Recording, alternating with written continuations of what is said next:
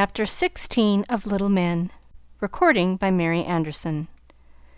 Little Men, Life at Plumfield with Jo's Boys by Louisa May Alcott. Chapter 16, Taming the Colt. "What in the world is that boy doing?" said Mrs. Jo to herself as she watched Dan running around the half-mile triangle as if for a wager. He was all alone and seemed possessed by some strange desire to run himself into a fever, or break his neck, for after several rounds he tried leaping walls and turning somersaults up the avenue, and finally dropped down on the grass before the door as if exhausted. "Are you training for a race, Dan?" asked Mrs. Jo from the window where she sat. He looked up quickly and stopped panting to answer with a laugh, "No, I'm only working off my steam." "Can't you find a cooler way of doing it? You will be ill if you tear about in such warm weather," said Mrs. Jo, laughing also, as she threw him out a great palm-leaf fan. "Can't help it. I must run somewhere," answered Dan, with such an odd expression in his restless eyes that Mrs. Jo was troubled and asked quickly, "Is Plumfield getting too narrow for you?" "I wouldn't mind if it was a little bigger. I like it, though. Only the fact is, the devil gets into me sometimes, and then I do want to bolt." The words seemed to come against his will, for he looked sorry the minute they were spoken, and seemed to think he deserved a reproof for his ingratitude. But Mrs. Jo understood the feeling, and though sorry to see it, she could not blame the boy for confessing it. She looked at him anxiously, seeing how tall and strong he had grown, how full of energy his face was, with its eager eyes and resolute mouth. Remembering the utter freedom he had known for years before, she felt how even the gentle restraint of this home would weigh upon him at times when the old lawless spirit stirred in him. "Yes," she said to herself, "my wild hawk needs a larger cage, and yet, if I let him go, I am afraid he will be lost. I must try and find some lure strong enough to keep him safe. I know all about it," she added aloud. "It is not the devil, as you call it, but the very natural desire of all young people for liberty. I used to feel just so, and once I really did think for a minute that I would bolt." "Why didn't you?" said Dan, coming to lean on the low window ledge with an evident desire to continue the subject. "I knew it was foolish, and love for my mother kept me at home." "I haven't got any mother," began Dan. "I thought you had now," said Mrs. Jo, gently stroking the rough hair off the hot forehead. "You are no end good to me, and I can't ever thank you enough. But it just isn't the same, is it?" And Dan looked up at her with a wistful, hungry look that went to her heart. "No, dear, it is not the same, and never can be. I think an own mother would have been a great deal to you. But as that cannot be, you must try to let me fill her place. I fear I have not done all I ought, or you would not want to leave me," she added sorrowfully. "Yes, you have," cried Dan eagerly. "I don't want to go, and I won't go if I can help it. But every now and then I feel as if I must burst out somehow. I want to run straight ahead somewhere, to smash something, or pitch into somebody. Don't know why, but I do, and that's all about it." Dan laughed as he spoke, but he meant what he said, for he knit his black brows and brought down his fist on the ledge with such force that Mrs. Jo's thimble flew off into the grass. He brought it back, and as she took it she held the big brown hand a minute, saying, with a look that showed the words cost her something, "Well, Dan, run if you must, but don't run very far, and come back to me soon, for I want you very much." He was rather taken aback by this unexpected permission to play truant, and somehow it seemed to lessen his desire to go. He did not understand why, but Mrs. Jo did, and knowing the natural perversity of the human mind, counted on it to help her now. She felt instinctively that the more the boy was restrained, the more he would fret against it, but leave him free, and the mere sense of liberty would content him, joined to the knowledge that his presence was dear to those whom he loved best. It was a little experiment, but it succeeded, for Dan stood silent a moment, unconsciously picking the fan to pieces and turning the matter over in his mind. He felt that she appealed to his heart and his honor, and owned that he understood it by saying presently, with a mixture of regret and resolution in his face, "I won't go yet awhile, and I'll give you fair warning before I bolt. That's fair, isn't it?" "Yes, we will let it stand so. Now, I want to see if I can't find some way for you to work off your steam better than running about the place like a mad dog, spoiling my fans, or fighting with the boys. What can we invent?"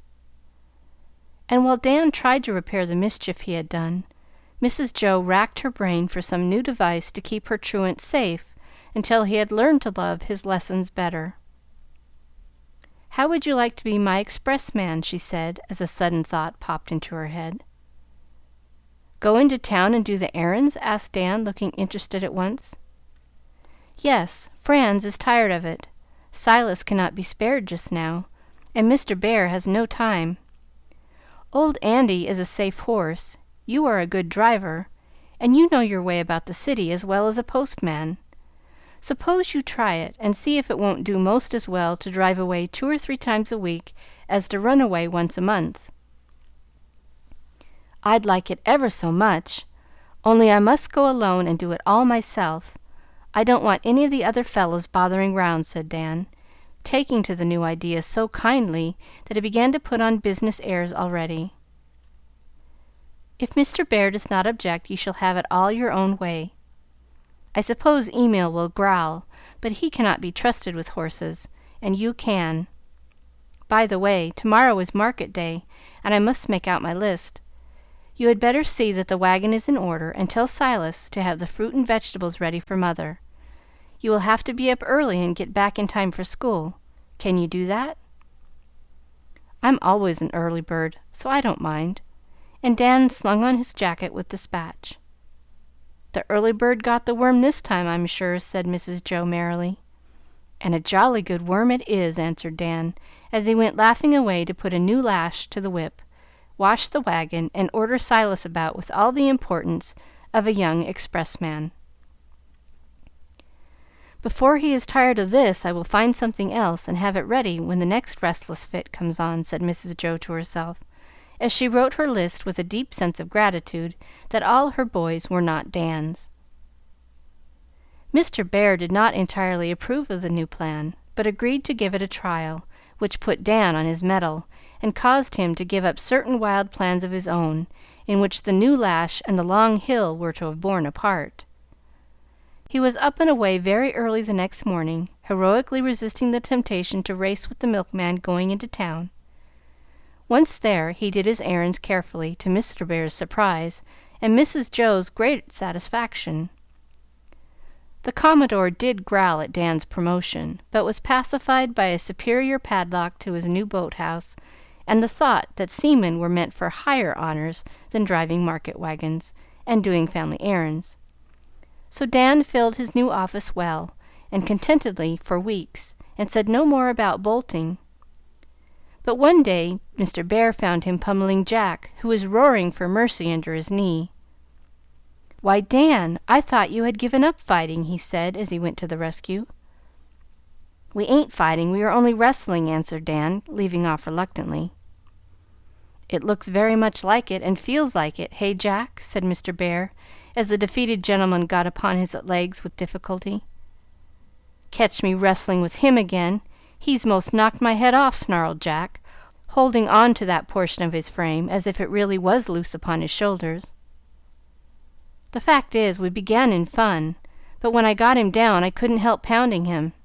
Sorry I hurt you, old fellow," explained Dan, looking rather ashamed of himself. "I understand. The longing to pitch into somebody was so strong you couldn't resist. You are a sort of berserker, Dan, and something to tussle with is as necessary to you as music is to Nat," said Mr. Bhaer, who knew all about the conversation between the boy and Mrs. Joe. "Can't help it. So if you don't want to be pounded, you'd better keep out of the way," answered Dan, with a warning look in his black eyes that made Jack sheer off in haste. "If you want something to wrestle with, I will give you a tougher specimen than Jack," said Mr. Bear, and leading the way to the wood yard, he pointed out certain roots of trees that had been grubbed up in the spring and had been lying there waiting to be split. "There, when you feel inclined to maltreat the boys, just come and work off your energies here, and I'll thank you for it." "So I will," and seizing the axe that lay near, Dan hauled out a tough root and went at it so vigorously that the chips flew far and wide, and Mr. Bear fled for his life. To his great amusement, Dan took him at his word, and was often seen wrestling with the ungainly knots, hat and jacket off, red face and wrathful eyes, for he got into royal rages over some of his adversaries, and swore at them under his breath till he had conquered them, when he exulted and marched off to the shed with an armful of gnarled oak wood in triumph. He blistered his hands, tired his back, and dulled the axe, but it did him good, and he got more comfort out of the ugly roots than any one dreamed, for with each blow he worked off some of the pent-up power that would otherwise have been expended in some less harmless way. "When this is gone, I really don't know what I shall do," said Mrs. Joe to herself, for no inspiration came, and she was at the end of her resources. But Dan found a new occupation for himself, and enjoyed it some time before any one discovered the cause of his contentment. A fine young horse of Mr. Lorry's was kept at Plumfield that summer, running loose in a large pasture across the brook. The boys were all interested in the handsome, spirited creature, and for a time were fond of watching him gallop and frisk with his plumy tail flying and his handsome head in the air. But they soon got tired of it, and left Prince Charlie to himself. All but Dan. He never tired of looking at the horse, and seldom failed to visit him every day with a lump of sugar, a bit of bread, or an apple to make him welcome. Charlie was grateful, accepted his friendship, and the two loved one another as if they felt some tie between them, inexplicable but strong.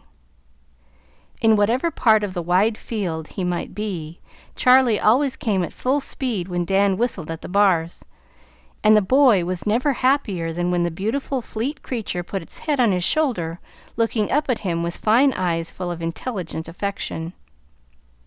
"We understand one another without any palaver, don't we, old fellow?" Dan would say, proud of the horse's confidence, and so jealous of his regard that he told no one how well the friendship prospered, and never asked anybody but Teddy to accompany him on these daily visits. Mr. Lorry came now and then to see how Charlie got on, and spoke of having him broken to harness in the autumn. "He won't need much taming, he is such a gentle, fine-tempered brute. I shall come out and try him with a saddle myself some day," he said on one of these visits. "He lets me put a halter on him, but I don't believe he will bear a saddle even if you put it on," answered Dan, who never failed to be present when Charlie and his master met. "I shall coax him to bear it, and not mind a few tumbles at first. He has never been harshly treated, so though he will be surprised at the new performance, I think he won't be frightened, and his antics will do no harm." "I wonder what he would do," said Dan to himself, as Mr. Lorry went away with the Professor, and Charlie returned to the bars, from which he had retired when the gentleman came up. A daring fancy to try the experiment took possession of the boy, as he sat on the topmost rail, with the glossy back temptingly near him.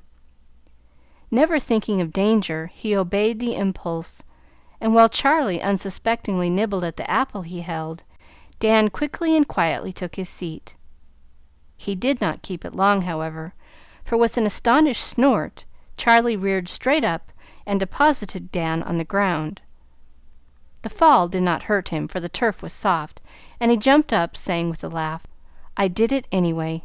Come here, you rascal, and I'll try it again." But Charlie declined to approach, and Dan left him resolving to succeed in the end, for a struggle like this suited him exactly. Next time he took a halter, and having got it on, he played with the horse for a while, leading him to and fro, and putting him through various antics till he was a little tired. Then Dan sat on the wall and gave him bread, but watched his chance, and getting a good grip on the halter, slipped onto his back. Charlie tried the old trick, but Dan held on, having had practice with Toby, who occasionally had an obstinate fit, and tried to shake off his rider. Charlie was both amazed and indignant, and after prancing for a minute, set off at a gallop, and away went Dan heels over head. If he had not belonged to the class of boys who go through all sorts of dangers unscathed, he would have broken his neck. As it was, he got a heavy fall, and lay still collecting his wits, while Charlie tore round the field, tossing his head with every sign of satisfaction at the discomfiture of his rider. Presently it seemed to occur to him that something was wrong with Dan, and being of a magnanimous nature, he went to see what the matter was. Dan let him sniff about and perplex himself for a few minutes. Then he looked up at him, saying, as decidedly as if the horse could understand, "You think you have beaten, but you are mistaken, old boy, and I'll ride you yet, see if I don't." He tried no more that day, but soon after attempted a new method of introducing Charlie to a burden. He strapped a folded blanket on his back, and then let him race and rear and roll, and fume as much as he liked. After a few fits of rebellion, Charlie submitted, and in a few days permitted Dan to mount him, often stopped short to look round as if to say, half patiently, half reproachfully, "I don't understand it, but I suppose you mean no harm, so I permit the liberty." Dan patted and praised him, and took a short turn every day, getting frequent falls, but persisting in spite of them, and longing to try a saddle and bridle, but not daring to confess what he had done. He had his wish, however, for there had been a witness of his pranks who said a good word for him. "Do you know what that chap has been doin' lately?" asked Silas of his master one evening, as he received his orders for the next day. "Which boy?" said Mr. Bhaer, with an air of resignation, expecting some sad revelation. "Dan. He's been a breaking the colt, sir, and I wish I may die if he ain't done it," answered Silas, chuckling. "How do you know?" "Wall, I kinder keep an eye on the little fellers, and most gen'ally know what they're up to. So when Dan kept goin' off to the pastur', and comin' home black and blue, I mistrusted that somethin' was goin' on. I didn't say nothin', but I crep' up into the barn chamber, and from there I see him goin' through all manner of games with Charlie. Blest if he warn't throwed time and again, and knocked round like a bag of meal. But the pluck o' that boy did beat all, and he 'peared to like it, and kep' on as if bound to beat." "But, Silas, you should have stopped it. The boy might have been killed," said Mr. Bhaer, wondering what freak his irrepressibles would take into their heads next. "S'pose I oughter, but there warn't no real danger, for Charlie ain't no tricks, and is as pretty a tempered horse as ever I see. Fact was, I couldn't bear to spile the sport, for if there's anything I do admire, it's grit, and Dan is chock full of it. But now I know he's a hankerin' after a saddle, and yet won't take even the old one on the sly. So I just thought I'd up and tell, and maybe you'd let him try what he can do. Mr. Lorry won't mind, and Charlie's all the better for it." "We shall see." And off went Mr. Bhaer to inquire into the matter. Dan owned up at once, and proudly proved that Silas was right, by showing off his power over Charlie. For by dint of much coaxing, many carrots, and infinite perseverance, he really had succeeded in riding the colt with a halter and blanket. Mr. Lorry was much amused and well pleased with Dan's courage and skill, and let him have a hand in all future performances, for he set about Charlie's education at once, saying that he was not going to be outdone by a slip of a boy. Thanks to Dan, Charlie took kindly to the saddle and bridle when he had once reconciled himself to the indignity of the bit, and after Mr. Lorry had trained him a little, Dan was permitted to ride him, to the great envy and admiration of the other boys. "Isn't he handsome? And don't he mind me like a lamb?" said Dan one day as he dismounted and stood with his arm round Charlie's neck. "Yes, and isn't he a much more useful and agreeable animal than the wild colt, who spent his days racing about the field, and running away now and then?" asked Mrs. Bhaer from the steps, where she always appeared when Dan performed with Charlie. "Of course he is.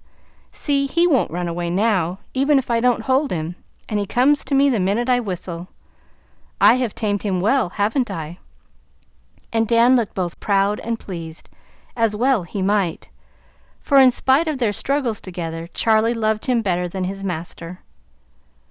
"I am taming a colt, too, and I think I shall succeed as well as you, if I am as patient and persevering," said Mrs. Joe, smiling so significantly at him that Dan understood and answered, laughing yet in earnest, "We won't jump over the fence and run away, but stay and let them make a handsome, useful span of us. Hey, Charlie?"